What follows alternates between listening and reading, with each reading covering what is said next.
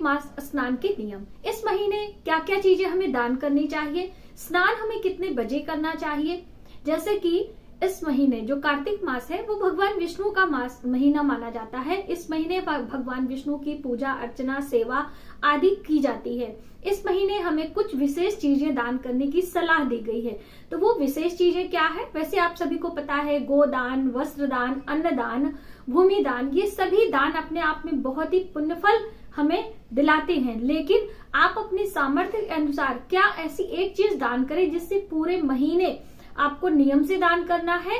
दान का समय क्या होगा, वो कौन सी वस्तु है, कौन सा मंत्र, और क्या क्या चीजें हमें त्याग करनी है और क्या क्या चीजें हमें ग्रहण करनी है। बहुत सारी बातें कार्तिक स्नान से संबंधित होने वाली हैं। कार्तिक मास में नियम आपको ये जरूर अपनाना है, आपके आने वाले जीवन के लिए और आपके आने वाले भविष्य के लिए बहुत ही शुभकारी होने वाला है। नमस्कार, वेलकम टू माय चैनल, मैं हूँ मनीषा। दोस्तों, कार्तिक मास अपने आप में बहुत ही पुण्यफल बताया गया है। इस महीने सबसे पहले तो आप अपने मकान की शुरुआत कर सकते हैं।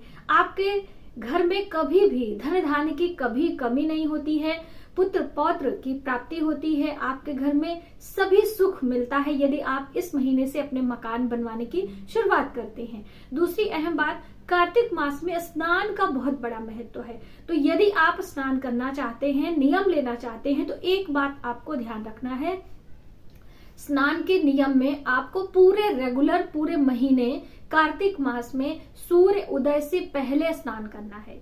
दोस्तों, कार्तिक मास की शुरुआत कब से हो रही है और कब होगी समाप्त, आइए पहले ये जान लेते हैं।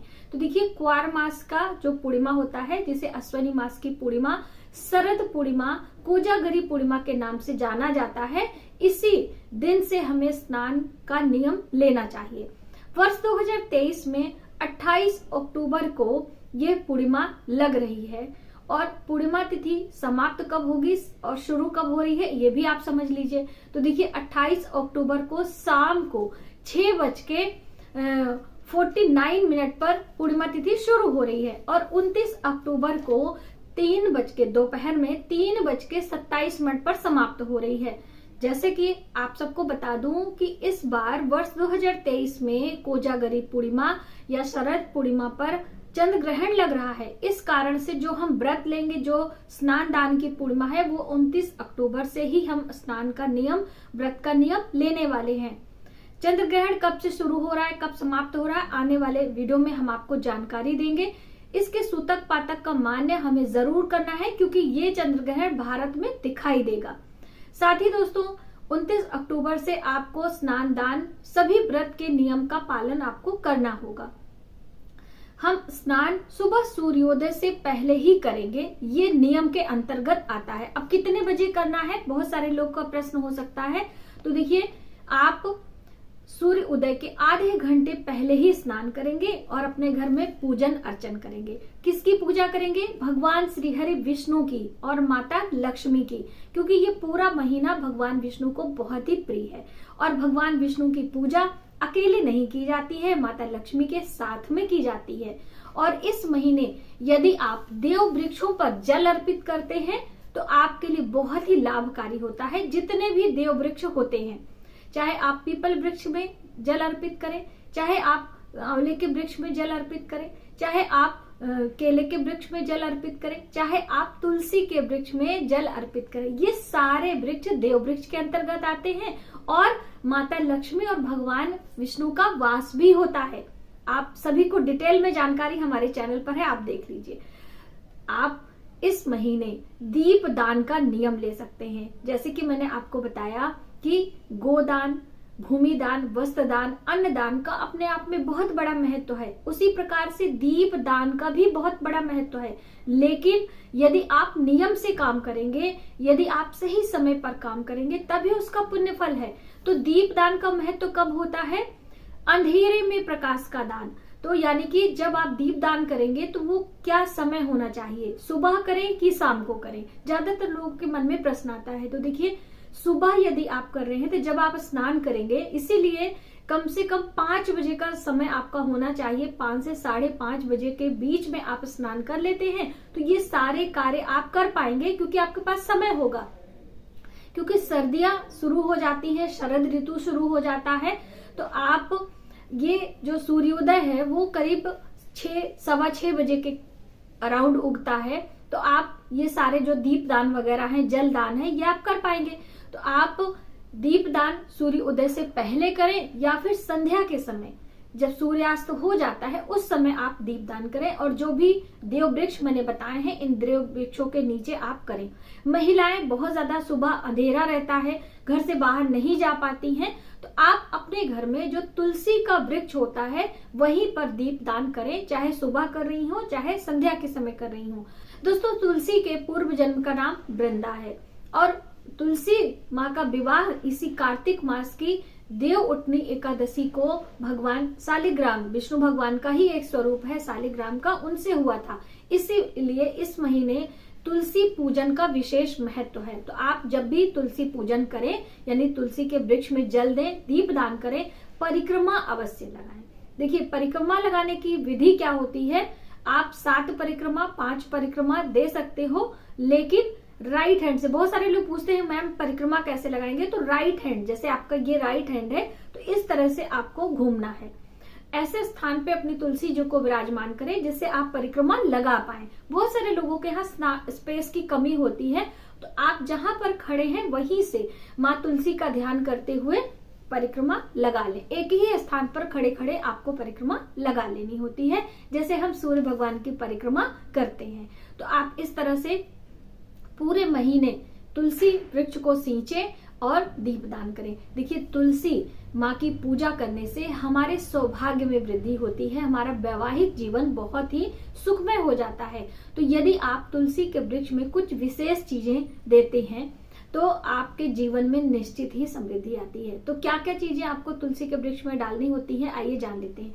सबसे पहले तो हल्दी वाला जल, यानी जो आपका जल होगा उसमें हल्दी 1 पिंच आप डालें, इससे आपके जीवन में समृद्धि आती है, गुरु ग्रह बृहस्पति मजबूत होता है।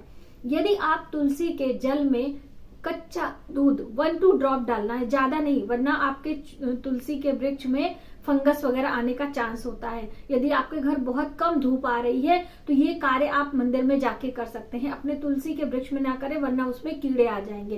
तो आप कच्चा दूध डाल सकते हैं। वहीं पर आप तुलसी की जड़ में गुड़ वाला मतलब जल डाल सकते हैं, आपके जल में गुड़ होना चाहिए। ये भी आप तुलसी के जड़ों में सींचते तो आपके जीवन में समृद्धि आती है। लेकिन दोस्तों, आपको समय समय पर तुलसी की जड़ों को हमेशा उसकी गुड़ाई वगैरह करें जिससे डायरेक्ट धूप लगे, वरना इन सब से तुलसी की जड़ों को नुकसान भी पहुंचता है। वरना इसीलिए आप हर दिन नहीं, कभी कभी, जैसे रविवार को गुड़ वाला जल डाल दें, गुरुवार को हल्दी वाला जल, दोस्तों सोमवार को आपको कच्चे दूध वाला जल डालना है। इस तरह से आप सिर्फ एक दिन ही ये सारे कार्य करें, वरना सादा जल हर दिन आपको डालना होता है। बहुत सारी बहनें ये भी पूछती हैं कि क्या सुबह सवेरे जो हम जल देते हैं वो रात का ही जल रखा हुआ हम दे सकते हैं? बिल्कुल आप दे सकते हो। तांबे के पात्र में आप रख लीजिए, उसमें गंगा जल मिला दीजिए, आपका जल शुद्ध और पवित्र माना जाता है। घी के दिए ही आपको लगाने होते हैं। इस तरह से कार्तिक मास में जो स्नान का नियम है उसमें दीपदान का भी नियम आपको लेना चाहिए। दूसरी अहम बात, यदि आप कार्तिक महीने का पूरा महीने का नियम लेते हैं तो उसमें शयन का भी बहुत बड़ा महत्व है, यानी कि अपने सैया का त्याग करना है, आपको चटाई पर सोना है। लेकिन आप अपने शारीरिक अवस्था को देखते हुए ही सैया का त्याग करें, यानी चटाई वगैरह पर सोएं, वरना सर्दियों के कारण आपके हड्डियों जोड़ों में दर्द वगैरह ना हो जाए। तो इस बात का ध्यान रखें, जितना नियम हो सके उतना ही अपनाएं। बहुत ज्यादा करने के चक्कर में आपका कुछ भी ना हो पाए, ये आपको ध्यान रखना है। हाँ, अब क्या क्या चीजें खानी है, क्या त्याग करनी है, वो भी आइए समझ लेते हैं। दलहन की चीजें त्याग करनी है। दलहन में सबसे अहम आता है मसूर की दाल नहीं खानी है, आपको उड़द की दाल नहीं खानी है, आपको चना, खड़ा या फिर मटर नहीं खाना है। साथ ही इसके साथ मूली और बैगन का भी त्याग करना है। मूली वैसे कार्तिक मास में जो नियम नहीं ले रहे हैं वो खा सकते हैं, क्योंकि सेहत के लिए बहुत अच्छी होती है कार्तिक मास में यदि हम मूली सेवन करते हैं तो। लेकिन यदि आप स्नान व्रत नियम ले रहे हैं तो आप मूली का त्याग करें।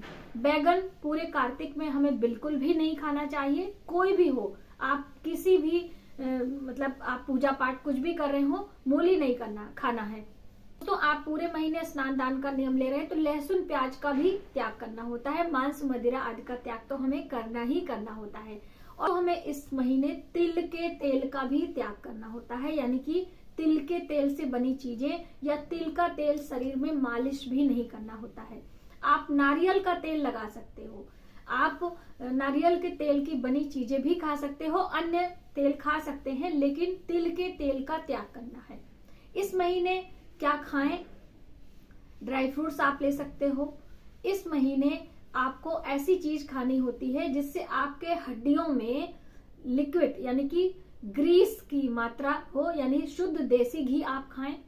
ड्राई फ्रूट्स खा सकते हैं। इस महीने फलों का भी सेवन कर सकते हैं, अन्य फल कर सकते हैं। इस महीने आंवले का सेवन करने की बात कही गई है। देखिए, आंवला माता लक्ष्मी का जो आंवले का वृक्ष होता है वो माँ लक्ष्मी को बहुत ही प्रिय होता है। तो इस महीने आंवले के वृक्ष का पूजन करना, आंवले के वृक्ष की परिक्रमा करना। इसी महीने कार्तिक मास की शुक्ल पक्ष की नवमी को आंवला नवमी के नाम से जाना जाता है। तो आप इस दिन आंवले का पूजन करें। पूरे महीने आंवले के वृक्ष को जल देते हैं, आंवले का सेवन करते हैं और आंवले का दान करते हैं। देखिए, दान में वस्त्र दान, अन्न दान, गोदान, मैं बार बार इसीलिए बोल रही हूँ कि आपको पता चले। तो ये सारे दान आप नहीं कर सकते हैं तो एक आंवला आप इकट्ठे आंवला खरीद के लाके रख लीजिए और एक आंवला हर दिन आप दान करते जाइए। किसी भी रूप में आप बॉयल करके दान करते हैं, उसकी कोई रेसिपी बनाकर दान करते हैं, कैसे भी करके आपको एक आंवला रोज दान करना है। आप एक एक नहीं कर सकते हैं तो एक एक आंवला घर में निकाल के रखें और हर 15 दिन में आपको मंदिर में जाके कोई रेसिपी बना के दान करेंगे तो ज्यादा अच्छा है। खुद भी आपको आंवले का सेवन करना चाहिए। आंवला हमारी सेहत के लिए आयुर्वेद के अनुसार वरदान है, रामबाण है, इसलिए हम खुद भी सेवन करेंगे और आंवले का दान भी करेंगे। दोस्तों, आंवले का दान कार्तिक महीने में हमें स्वर्ण के बराबर यानी सोना दान करने के बराबर पुण्य फल ये दिलाता है। हमारे लिए अच्छा है तो हम दूसरों को दान करेंगे तो उनके लिए भी अच्छा होगा। इसलिए आप ये सारे कार्य कार्तिक महीने में कर सकते हैं। दोस्तों, इस महीने बहुत सारे तीज त्योहार आते हैं जिसमें दीप दान करने की सलाह दी गई है। इसलिए पूरे महीने आपको हर दिन अपने मुख्य द्वार पे, हर दिन नदियों के किनारे, देखिए अंधेरे में प्रकाश हम बोलते हैं ना, तो नदियों के किनारे कोई दीप नहीं जलाता है, आप जरूर जलाएंगे। जब आप स्नान करने के लिए जाते हैं ना तो आप सुबह सवेरे नदियों में स्नान करने की बहुत बड़ी महत्वता है। तो यदि आपके घर के आसपास कोई नदी सरोवर है तो वहां पे स्नान आप करें, नहीं है तो उस नदियों का जल आप अपने घर में लाएं और पहले पात्र में नदियों का जल डालें, उसके बाद आप साधारण जल डाल के नहा सकते हैं। तो देखिए, आप कुछ भी करें नियम से करते हैं तो आपके लिए ज्यादा लाभकारी होगा। अब बहुत सारी बहनें ये पूछ सकती हैं कि हम गर्म पानी से नहा सकते हैं कि नहीं। वैसे अगर आपके घर सुबह सवेरे ताजा जल आता है, आपके घर समरसेबल लगा है या कुछ भी, तो वो अपने आप में इतना गर्म रहता है कि आप नहा लेंगे। लेकिन फिर भी आपको किसी प्रकार की परेशानी है तो आप गुनगुने जल से स्नान कर सकते हैं, लेकिन फिर उसमें गंगा जल आप ना मिलाएं। गुनगुने जल से स्नान करें, गंगा जल आप ना मिलाएं। बाद में स्नान के बाद आप गंगा जल का छींटा भी दे सकते हैं। देखिए, गंगा जल गर्म नहीं करना चाहिए, इसलिए आप बाद में गंगा जल का छींटा दे लीजिए। इस तरह से पूरे महीने स्नान और दान का आप लाभ ले सकते हैं। और जब पूरा कार्तिक महीना बीत जाता है तो आपको ब्राह्मण को भोजन कराना चाहिए, उन्हें वस्त्र, अन्न, फल आदि देकर उनका आशीर्वाद लेना चाहिए। तो कार्तिक महीने में आपको स्नान और दान का फल मिलेगा। आज की वीडियो में बस इतना ही। यदि हमारी जानकारी आपको थोड़ी सी भी हेल्पफुल लगे तो प्लीज हमारी वीडियो को लाइक करें, शेयर करें, ज्यादा से ज्यादा लोगों में आने वाले वीडियो के लिए सब्सक्राइब करें। जय माता दी।